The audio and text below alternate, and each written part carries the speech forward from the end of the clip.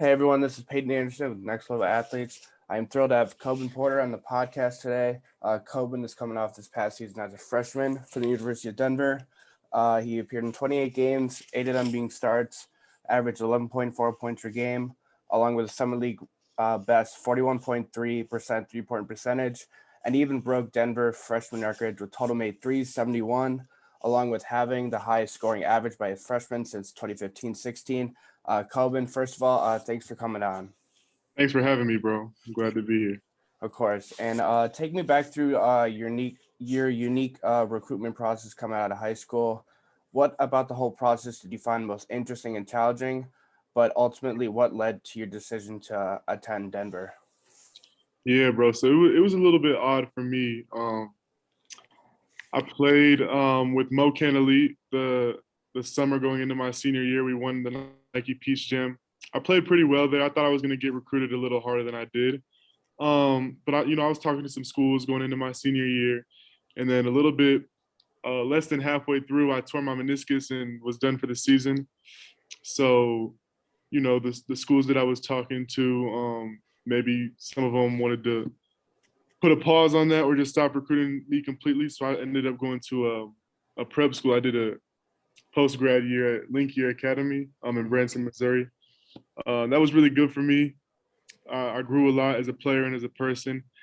And then from there, Coach Wolbrin ended up getting the job here at University of Denver. He's good friends with my godfather, Lorenzo Romar, at the University of Pepperdine. And he put me in touch with him. Lorenzo didn't need any more guards, so he wasn't recruiting me. He put me in touch with Coach Wolbrin, and we just started talking. We grew a good relationship, and now I'm here. And you're talking about your high school career.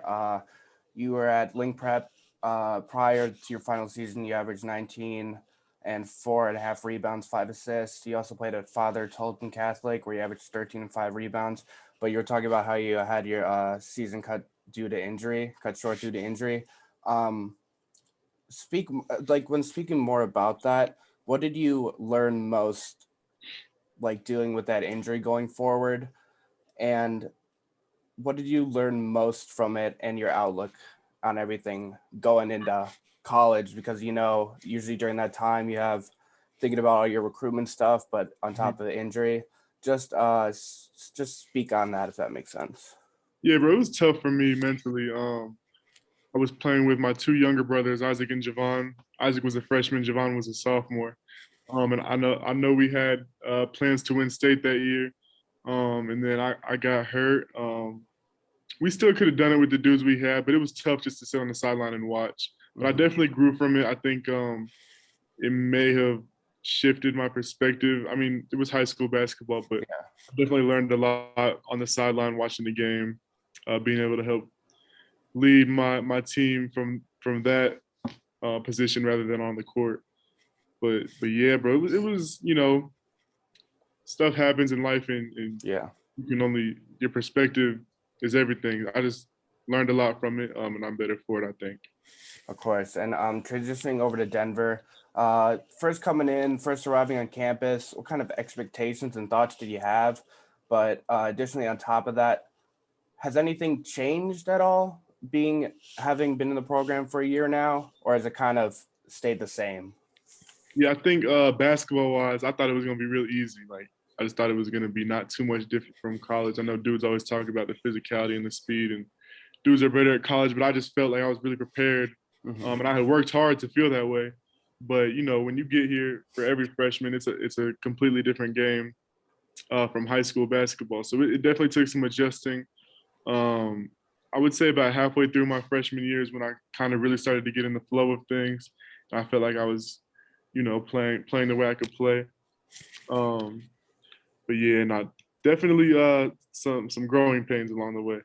And speaking more on that, what for you has been the biggest adjustment between that high school level and collegiate level, like pace of play or kind of schemes or playbooks or whatever? I would say, especially in conference, like everybody knows what everybody does. So, when you're defending a team, you kind of know the actions. But when you're on offense, you know that the other team knows your actions. So really like for us and the way we play, we had a lot of offensive sets where, yeah, we would call them sets, but really we were just playing basketball and reading off of each other because, everybody sees each other's film. So I would say that was probably the biggest difference is just everybody's so familiar with each other. And then obviously the pace and dudes are bigger, stronger, better. It's an adjustment. And a lot of people have misconceptions and they have their opinions on college athletes, and I'm sure you've heard them all, all the critiques and stuff. And I talked to a lot of athletes before and asked them this question, and they mainly talk about as long as you have your schoolwork done and your priorities straight, the teachers might respect you more as an athlete on top of being a student. But for you personally, what kind of misconceptions have you heard the most? And I mean, I just put it there. What kind of have you heard the most over the years? That's a hard question. Obviously, there's stereotypes for athletes.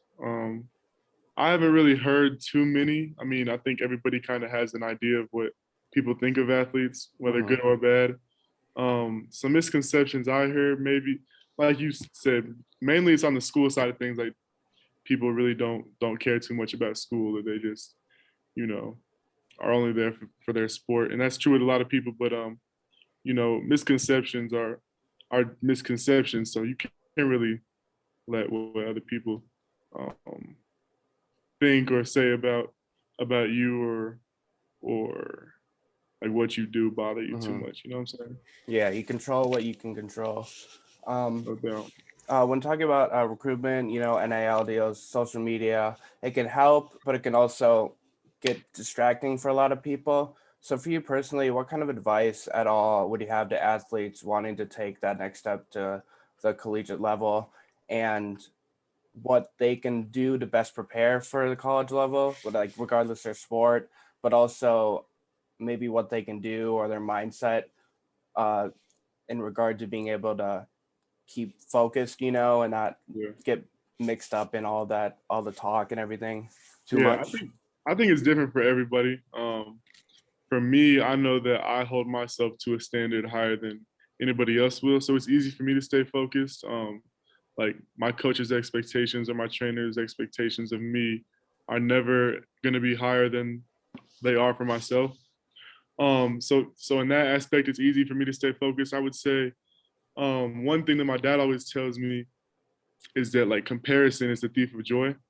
So when you get caught up, especially with social media, comparing yourself and your journey to the journey of other people or dudes that are ranked higher than you or any offers, all that, it really just takes away from the joy of your journey. And I think the older I get, the more I understand that. And, everybody's path is different. And when transitioning to life off the court, first of all, what's a typical day for you? What A typical does that day. look like? Yeah, during the week, I wake up usually around 7:38. I read my Bible, get some breakfast, and I go to the gym and get some shots up. Usually only about 30 minutes. And then I'll go to study hall. I have an hour of study hall. And then I got class. After class, I got workouts on the court and then in the weight room for a couple hours. And then I got class again usually. My class schedule is different throughout the week, but usually it's class, workouts, class, get some dinner, and then go back to the gym at night to get some extra work in. And additionally, I saw on your team page, your profile mentioned you're undecided on a major currently, but do you have any idea what you might want to pursue or continue to keep your options open?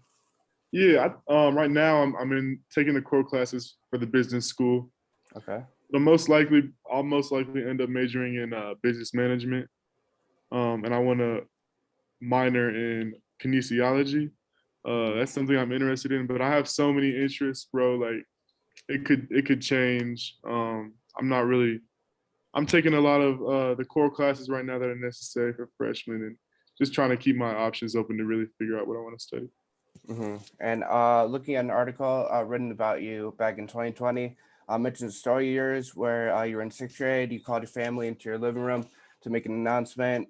You were quoted saying, "I just want everybody to know that I decided to stop playing baseball and just focus on basketball." You also pounded your chest and told yourself and your family it's in your blood. Um, Reflecting back on that, was that the first time where you knew this? I mean, you have a shot to make it where you are now, and even, I mean, the NBA possibly or going forward, but also, Yeah, um, how is that confidence translated over to where you are currently? man, that's a funny one. Yeah, I was playing baseball, and I think football too at the time, and I decided that I just wanted to focus on basketball at a young age, Hmm. and try to hone in on my craft specifically. Um, but as far as like the confidence goes, since I was young, watching my mom and my dad and my older siblings, like I've had a work ethic that I try to just work harder than everybody else in my position. Hmm. I think that's where a lot of my confidence comes from. Um, is just work, bro. And then as far as the NBA goes, I definitely that's a goal of mine for sure. But I'm just taking it day by day right now. Just trying to get a little bit better every day, and then if Lord willing, I'll be playing in the NBA one day. Hmm. And looking into Denver in this program, for you, what has stood out most? But also speak on what do you feel Denver prides itself on in terms of at least its athletes and your relationship with the coaching staff and just what you've enjoyed most about being in the program up to this point. Yeah, University of Denver. It's a dope school, bro. Obviously, it's in Denver, Hmm. so it's not much of a college town. And we're a mid to low major school. We're in a mid to low major conference, and I think the way the athletes especially are treated, and like just everything that we have access to, um, is really is high level for our level. Hmm. So I'm really appreciative of a lot of things. I could go on and on, but and then as far as how I've enjoyed it, like I said, bro, it's a dope spot. I got my brother here, which is nice. And I love my teammates. I'm I, blessed. I am in contact with KJ every once in a while too. Yeah. Yeah, that's what he was saying. He asked if I was getting on the podcast tonight. Yeah. Yeah. But KJ, he's not playing his last year. He signed with an agency and I he's saw not that playing because I right was now. wondering if he was gonna, but I wish the best for him. I'm gonna have him on soon. Yeah. But moving forward, seeing that you and your family, major sports family, John Tay is in the NBA. You have Michael Porter Jr., your brother in the NBA. You grew up with seven siblings. Um, I know personally with myself, at least growing up with two sisters, there's a lot you can learn and there's a lot of impact you can have on their lives and vice Mhm. versa. So for you personally, what has it been like growing up with seven siblings? What you've learned most, the lessons you've learned, but also what has it been like having your brothers come to your games? Because I've been watching the games and I saw Michael at some of those games. What does it mean to have their support just as much as you support them?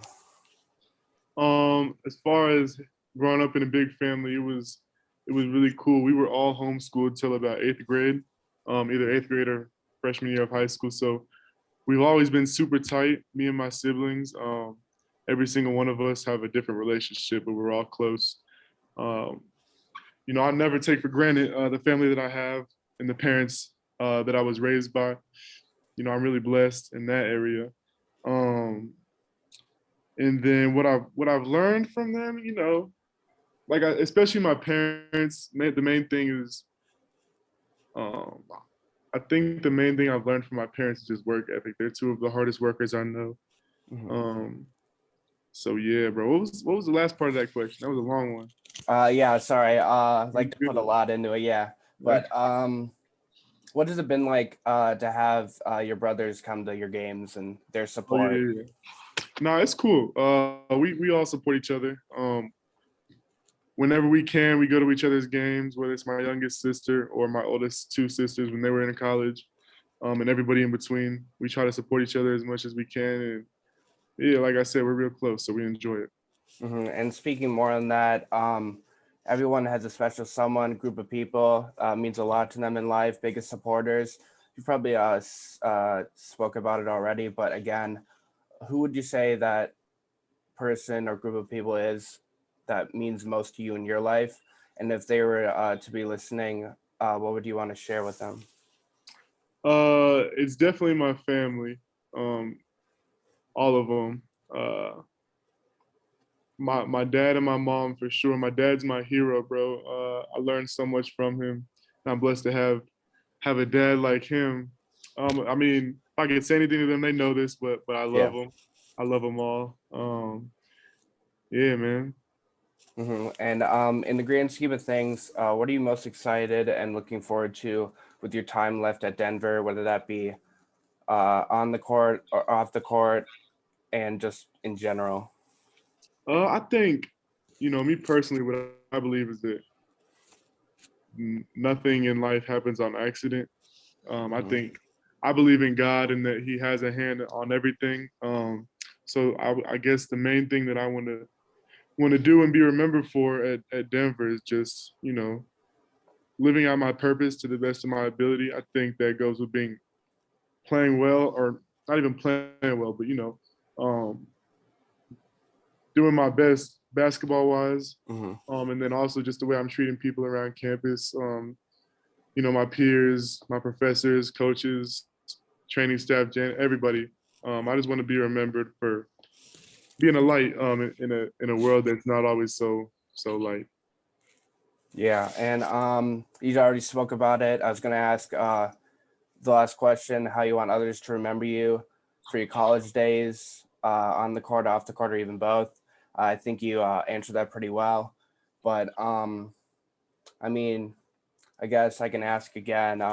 Last question being, uh, after college, what's a dream? Is it NBA, overseas? Yeah, I mean, for every hooper, the dream is the NBA.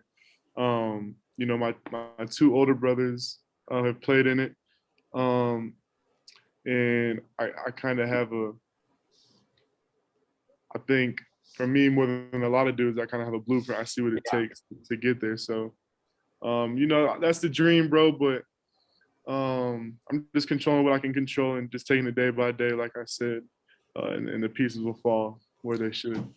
of course. And once again, Coban Porter, Denver Pioneers guard. Coban, really appreciate you taking the time today, and wish you nothing but the best with your future, man. Thank you, my man. I appreciate you having me on.